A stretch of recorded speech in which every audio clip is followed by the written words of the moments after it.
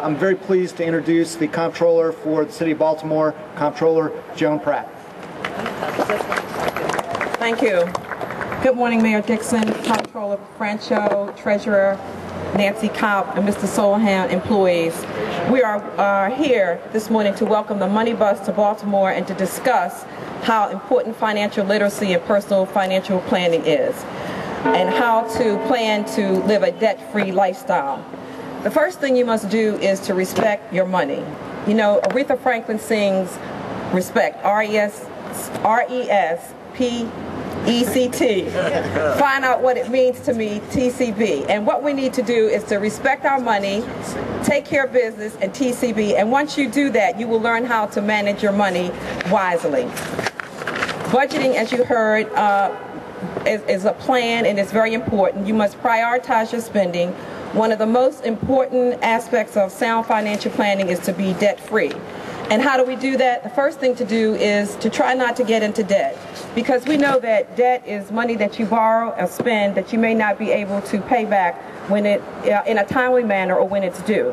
So try not to spend money that you don't have. You need to budget your money, plan to spend only the money that you have, as I said, without going into debt.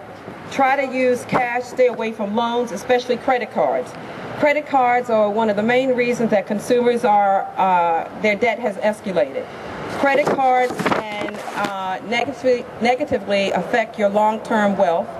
Credit cards actually causes you to borrow from the future because you're buying things and not being able to pay for it when the bill comes in.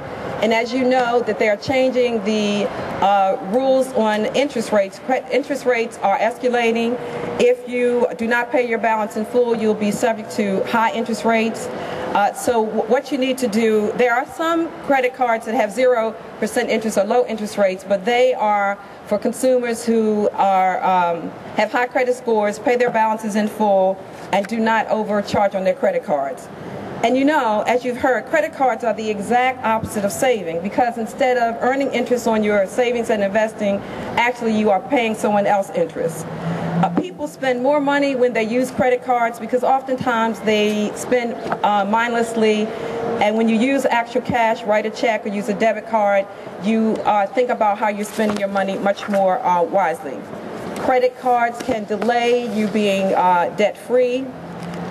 If you must charge, because some people like to charge and get the reward points, always try to pay your balance when pay the balance in full.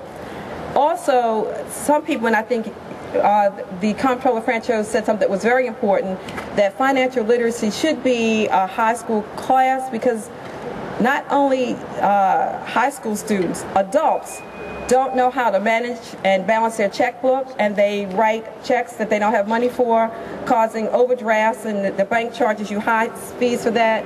So as we move into the holiday season, marketers and advertisers will try to entice us to use our credit cards. Try to avoid that. Plan your spending before you go out shopping. Use cash.